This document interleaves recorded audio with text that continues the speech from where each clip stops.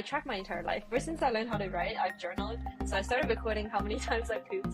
So I've recorded that since 2017. I've never felt burnt out. Ever since I started time tracking, I stopped doing that completely. I can't really do anything about the past now, so all I can do is focus on the future.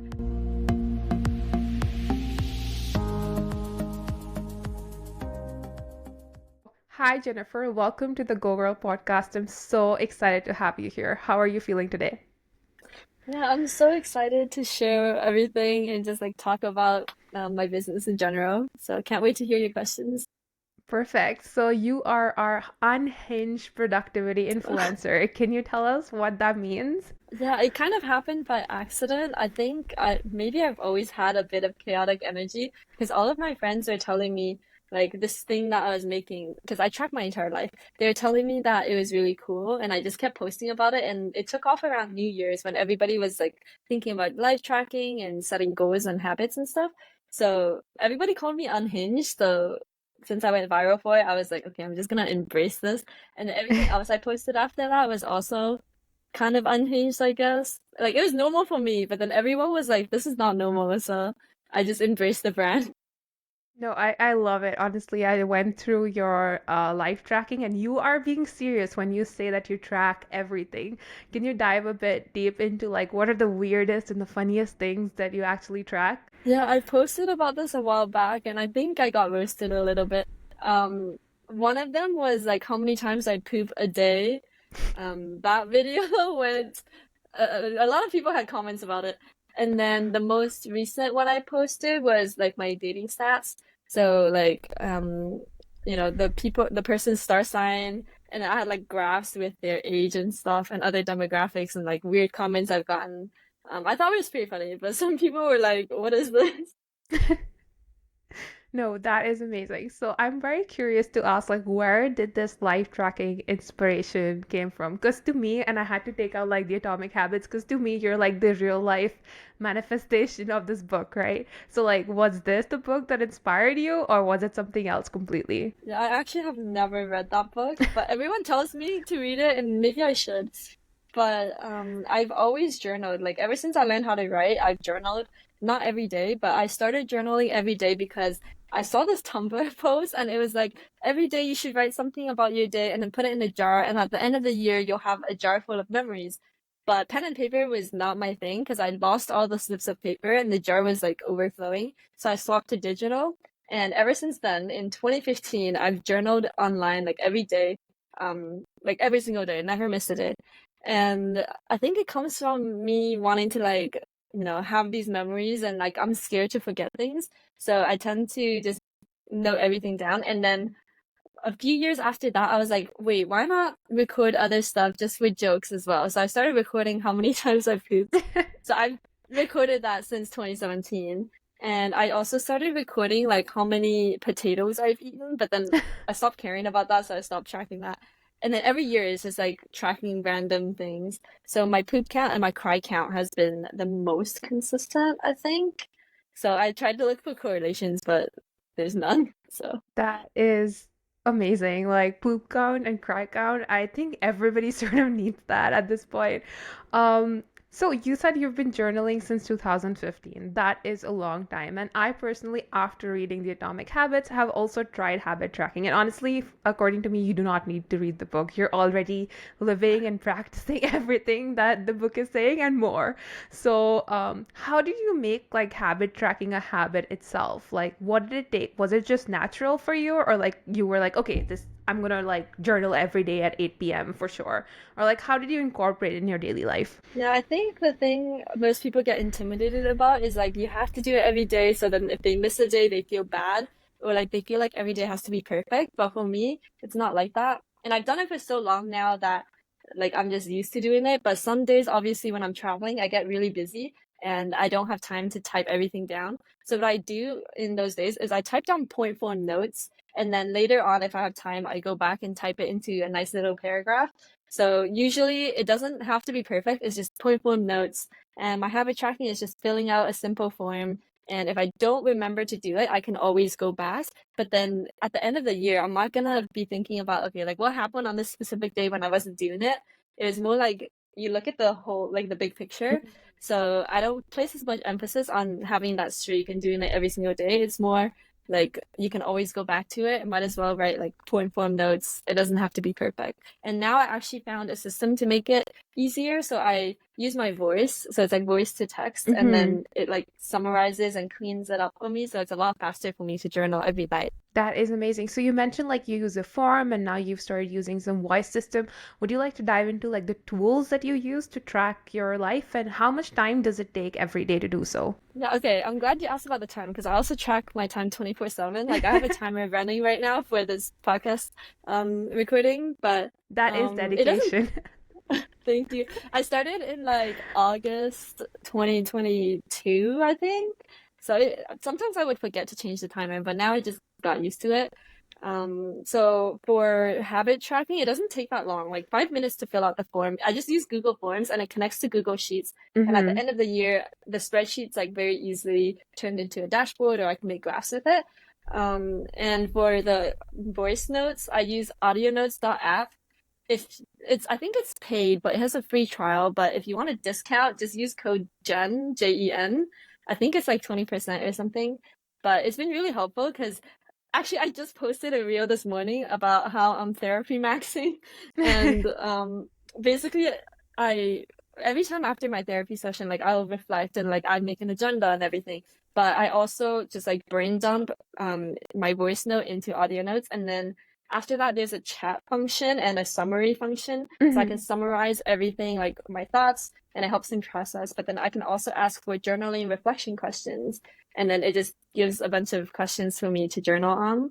And a lot of people also had comments about that video, but it's part of my brand now. So, No, I love and then that. I actually watched that video, so I love your whole like making it funny sort of and also like literally I think Unhinged is the perfect way to sort of describe your brand. So I love it. thanks, yeah. And I don't even think it takes that long, and the return is like so much better because, okay, well, first of all, to answer your question, the journaling itself, it depends on the day. If I don't have an eventful day and there's not much to reflect on, it's like 15 minutes maximum for journaling and habit tracking. But if like a lot happened and I want to remember and I go in detail about it, then maybe 30 minutes to an hour every night. But it like helps me get ready for bed anyway, because it's like Mhm. my calm time. And I speed it up with the voice notes. Sometimes it's like when I'm transiting, because like I'll go out with friends and on the transit ride home, I'll just type point form notes or I'll journal right there on the bus. So it's not like it takes up a lot of time because throughout the day I'm like writing these notes to myself. And for the time tracking, it actually helps because let's say I wake up in the middle of the I wake up in the morning and I'm like in bed scrolling on my phone because I that used to be such a bad habit of mine. Mhm. But I actually, ever since I started time tracking, I stopped doing that completely because as soon as I wake up, I stop the sleep timer and I start the bathroom timer. And I'm like, okay, since I started this timer, I have to get up and go to the bathroom. I can't just lie here in bed on my phone because then I'd have to go back and change the timer to like my phone timer, like my timer for me being on my phone. So it's just been super helpful in getting me to do stuff. But then at the end of every day, I look back at where I actually spend my time, and Mhm. it helps me journal and reflect on where I expected my calendar to go versus where my time actually went. So then it makes sure that I use my time and priorities the way that I want to. So I guess it Right. kind of vibe checks me. That is amazing. So, like, what sort of an app do you use for this timer? Because it sounds like it's almost automated and you've made it like a system that is easy for you to incorporate in your life. And I guess that helps you like be on top of it. So, what app do you use for like tracking your time itself? Yeah, it's called Toggle Track. So Toggl and then track. Hmm. I have a tutorial on my entire systems setup on my YouTube. It's like 45 minutes. I randomly recorded it like 2 a.m. or something, but there is a tutorial. I can link it to you after. Yeah, so that sounds great. I've also tried time tracking, and sometimes, at the end of the day, when my day doesn't go like I wanted it to go, it sort of like makes me feel bad about my day, or like gives me some anxiety that, oh my God, or like if I skip let's say my morning didn't go like as I expected. So that gives me like some sort of anxiety or like bad feelings which tend to like translate into the rest of the days. Has this ever happened to you, or like how do you deal with such a situation? Yeah, sometimes like if I didn't get what I wanted to get done in the morning and then suddenly I have like so little time to do what I want to Mhm. do, um, I wouldn't, I'm not the type of person to be like, this happened, I regret it, this sucks. I'm the type of person to kind of move on and be like, I can't really do anything about the past now, so all I can do is Mhm. focus on the future. So like maybe I'll try and catch up a little bit, but then I'll plan the next morning so that, I can try and get back on track the next Mhm. day. No, that sounds amazing. You're collecting so much data about your life. I can only imagine how your reviews would be like, right? Like in terms of reflecting upon maybe like quarterly or monthly, or like how does that process look like? When do you reflect? How does that help you in terms of improving your life? Because I guess with your system, you're being more intentional than just like letting life sort of pass by, right? Yeah, so this actually reminded me I forgot to do my weekly reflection, so I need to do that after this. But like you see what I mean? Sometimes I forget or like I'm a little bit late in my reflections, but it's fine. I can just go back and update it and it's not a big deal. So usually for my weekly reflections, I'm always thinking like what gave me energy, what drained energy, like what should I say no to, what would that allow me to say yes to? And that just really helps me figure out where I should spend my time, especially when I look at my time tracking stuff. So like last year, I was more actually the year before, I was more focused on like my career because I had just started my job and graduated university. But um I remember that Halloween, I got like no invites to parties and I was kind of sad Mhm. because I focused too much on career. There was like not really too much work-life balance. So then the year after, I was very intentional about making plans with friends. So I every weekend I would ask somebody to hang out, and I would try to like talk to friends more. And like instead of waiting for someone to invite me to a party, I would like host the party myself, and that was really fun. So then the next Halloween, I got invites to like three different parties, and I had to pick which one to go to. And it was just like I looked back at the previous year and I was like, oh wow, like I made this intentional change and it made me so much happier. And every single day I also reflect on like my mood that day. And then at the end of the year I can just like see the trends and try and figure out like why was my mood like not great during this period? Like what can I do to improve it? Like I'm not always intentionally reflecting, but I think if you like go through this like once a month or once a quarter and keep it in your mind, it like helps you, like you're subconsciously taking action related to your goals. So it doesn't have to be like every single day and every single week you have to do this. As long as you reflect regularly, I think it can still be helpful. Oh, that is pretty cool. Do you still have like that monthly newsletter with your friends where you update each other? Like, I definitely need that. Can you like tell me a bit about that? Yeah, so something I noticed, this is with my high school friends and university friends. So like obviously after we graduated high school and university, it's a little bit harder to keep in touch because you can have different lifestyles and career paths where the schedules aren't as great. So some of my friends actually they also went through like social media detoxes, so they only Mm-hmm. were available through text or like messenger or something. And when you're not watching your friends' stories, you're just like so out of the loop when it came to their life. Yes. So I was like, what if you just get it via email and then get like updates and like share memes. So that's what I started, and I feel like I only did that because I didn't want to pay for an existing software because like I don't want to pay every month and then forget about it. So I just like hacked something together on my own. And the feedback has been really good because I use it for two different friend groups. And every single month when it comes out, like not everybody fills it out every month, but whenever we get the emails, we talk about the updates in a group chat, and then everybody who didn't fill it out ends up sharing anyway, and we just like celebrate each other's wins and pick each other up if it's been a bad month. But everybody's like, this newsletter has kept me like in the loop, like it's been super helpful, like I feel more included, especially for the people who deleted their social media like for their own like mental health and stuff. It's been such a great way to keep everybody in touch, and I only made it because like I saw it as a problem and I was like, maybe this is a potential solution. And I'm not a developer, so I didn't make an app or anything. I just hacked it together with Airtable, Gmail, and Zapier. No, I love that. And I have also come up with like hacky solutions before for like my nonprofit's HR system, which is basically Google Sheet with some scripts on top of it. So that's very scrappy of you. I love it. Yeah, so you have a lot of templates out there for like everything that you're tracking yourself. You're providing a lot of free templates as well as like premium templates to your followers. Do you have any success stories of your followers using these templates and like getting a hold of their life and enhancing their productivity? Yeah, I think a lot of people actually message me on Instagram and like take me on their stories saying that this, especially the habit tracking part. The Mm-hmm. time tracking might be too intimidating for some people, but the habit tracking, they said that it really helped them be more mindful and intentional, but also feel more productive. And I don't know, I noticed something interesting because a lot of people were saying the word productivity, productive, and so I was wondering what people's definition of productivity was. So I put a poll on my Instagram story once, and I was like, "Do you associate that with positive feelings or negative?" Because for me, I see it as very positive. Like I see Mm-hmm. productivity as accomplishment, like you have purpose. You know, you feel satisfied when you are productive and you finish something. But actually, most of my followers voted for negative because they felt guilty if they weren't productive. They always felt like they should be productive and doing something. So I just found it really interesting because it was completely different from my point of view. And maybe that's why I am always like, I never feel burnt out because I don't really feel guilty if I don't get something done on time. I'm just like, maybe I'll just do this tomorrow or like schedule time after to work on it. And then I always feel like accomplished and proud of myself after doing something, and like I get energy from my work. Whereas I think other people, they might feel like they're drained after doing some work. So it was just really interesting. No, that is interesting because I think if you ask me about my feelings for the word productivity, it would depend on the day. It would depend whether I was productive that day or not. Because if it's one of those procrastinating sort of days, then I would be like, do not say that word in front of me, right?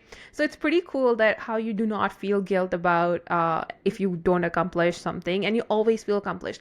Are these things that like you naturally felt before, or was this something you worked towards, or is it like something that your systems help you with because you can see the results and you can see exactly how much you have accomplished, if not today but in the week, and like you've accomplished all your goals that you wanted to? Yeah, I think it's more like a mindset thing because I always like I used to be kind of like thinking very negatively, but then I was Mm-hmm. like, why is this like this feels like a waste of energy? Why not just focus on the things that I can change?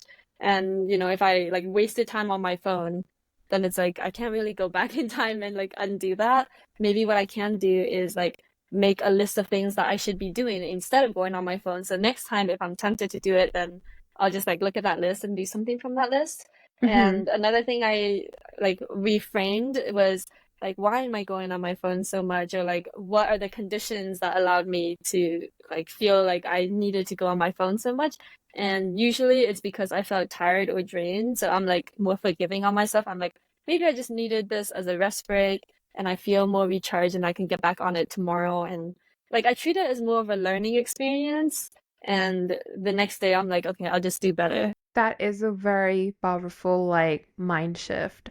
And my next question is like how are you doing these mind shifts? Like what is helping you? Is it like reading books, podcasts, or is it just like you're a genius in the productivity game and like this is all coming naturally to you? Because whatever you're saying is a lot of things that I have read in the Atomic Habits as well, like your environment, your body, if you're tired or not can determine your next action. So this is amazing like that you've come to these insights yourself and like you're learning from these things. So like what is inspiring you with like all these productivity hacks and tips that you're implementing in your life and also empowering others to use? Yeah, I think maybe it's kind of just how I thought and like what my experiences have led me to think, because I feel like I'm very like open and accepting.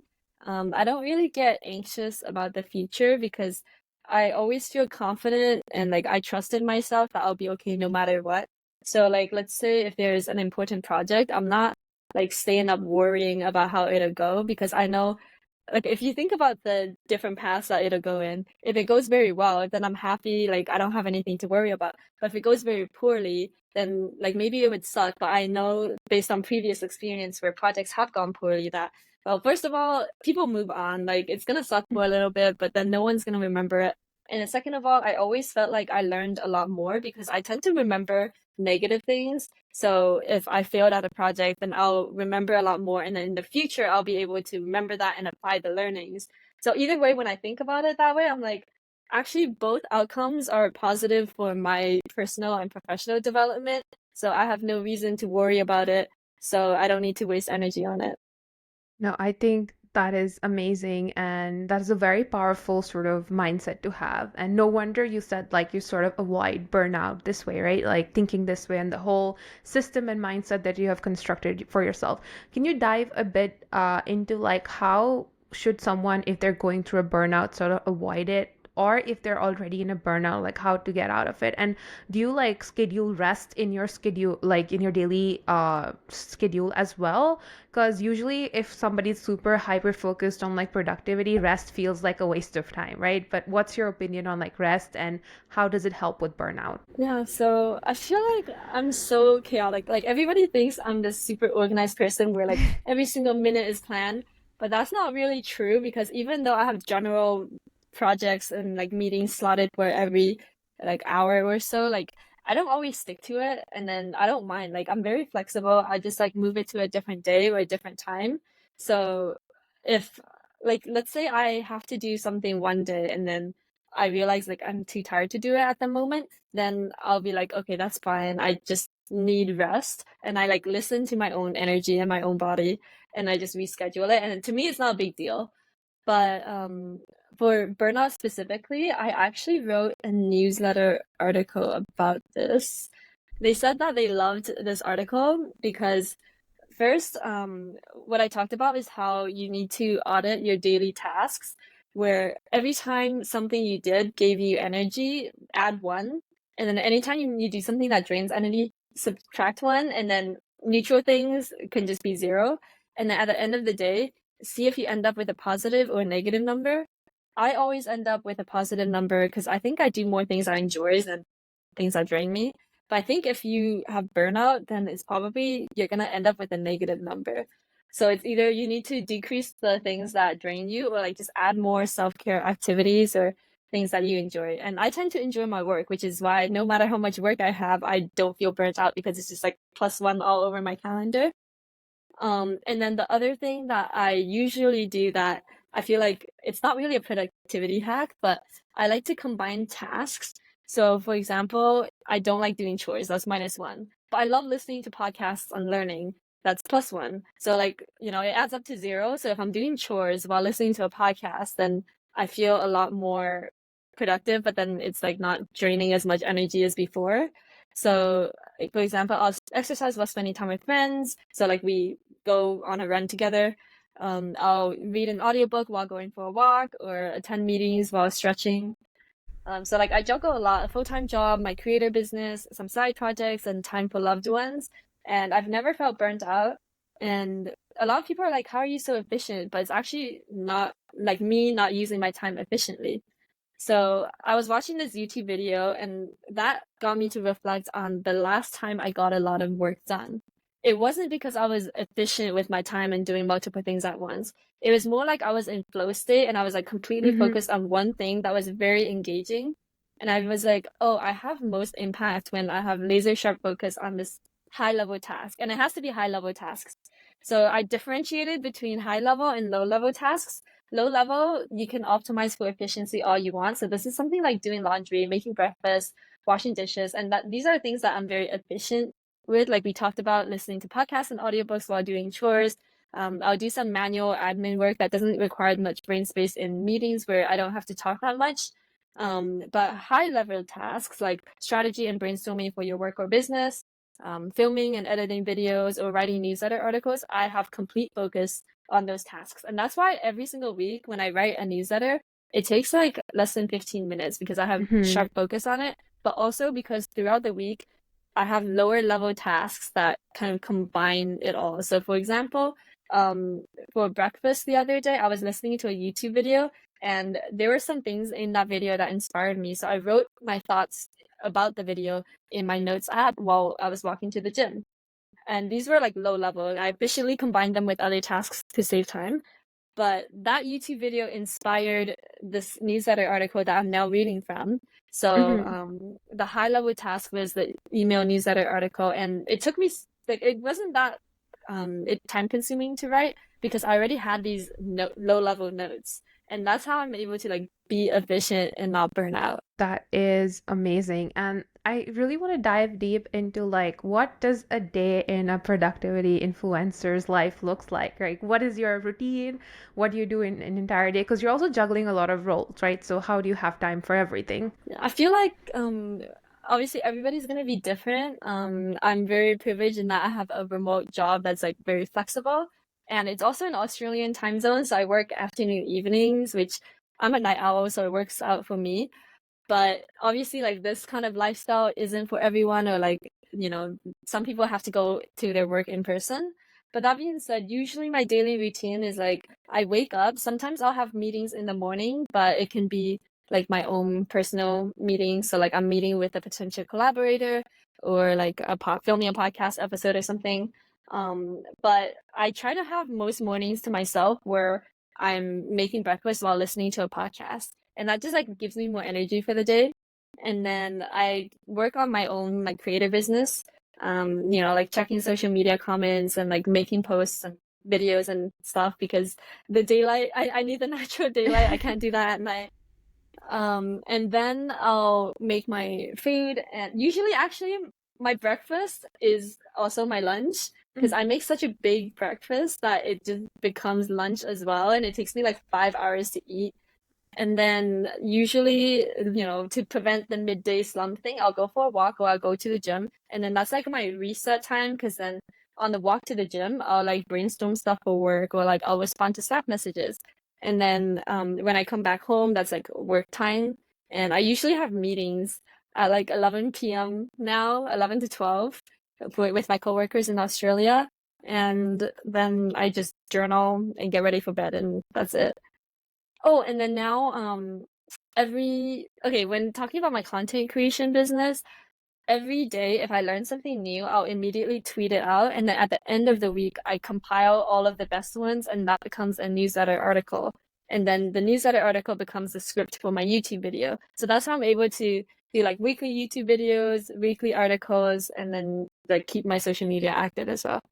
That's amazing. So you're like repurposing one thing for multiple platforms. That's amazing. So do you have any like big productivity hacks that you cannot go without in a day? And if somebody wants to like start their journey into like being more productive, these are the hacks they should start. I think the biggest ones I've already talked about, which is like, combining low level tasks to be Mm-hmm. more efficient.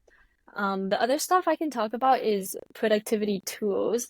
So I actually have been meaning to make a video about these. So I guess you're getting the first look Exclusive at content. these tools. Yeah.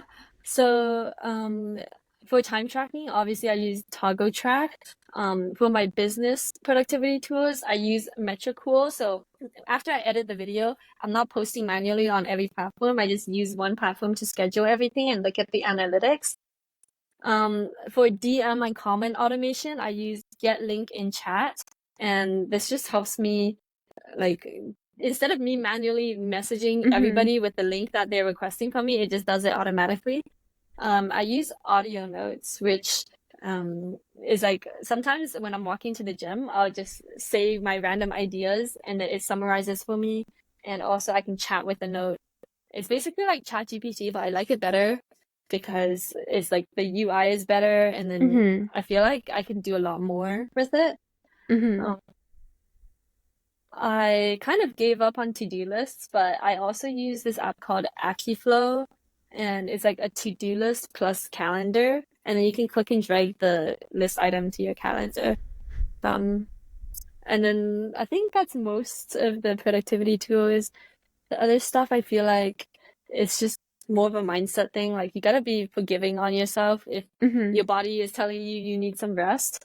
And like if you feel guilty about being on your phone, either like just put it in a separate room or like download some app to prevent you from going on your phone, or just like follow more educational content because I never felt bad about going on my phone since everybody I follow, like I learned something from them. So even if I'm scrolling on my phone, I'm like, this is cool. Let me send it in my work Slack. So Jennifer, I saw you have like a 30-day habit challenge. Do you want to like tell me a bit about that? Yeah, so I actually have a really good story about this that kind of like I guess it's a lesson. A lot of people when my habit tracking stuff went viral, they wanted to implement my systems, but they felt like they couldn't stay consistent with it. They're like, how do you stay so disciplined and track your habits every single day? So I have a bunch of tips like habit stacking where you like these are tips I share in the 30-day challenge, by the way. So habit stacking, so like if you already brush your teeth every night, why not just like include your habit tracking while you brush your teeth. So like no matter what, you always do it anyway. But the funny story about this challenge is that I wanted to do it in February, but since it was a 30-day challenge, I was like, I'm gonna have to sit down for like 5 hours, write all of these 30 emails, schedule all of them, and it's gonna be so much work. So since I never found 5 hours of free time and focus time in my schedule, I didn't do it. So from February to end of April, those months, I wrote zero emails and made zero progress towards this challenge. But end of April, I was like kind of sick of myself just delaying. So I was like, I'm just gonna force myself to do it by publicly committing to it. So I Hmm. launched a wait list and like I posted about it, and that kind of pressured me to take action. Hmm. And so instead of sitting down for 5 hours writing like these 30 emails and then scheduling them, I committed to writing them every single night. And since there were people who signed up for this 30-day challenge already, I was like pressured to do it.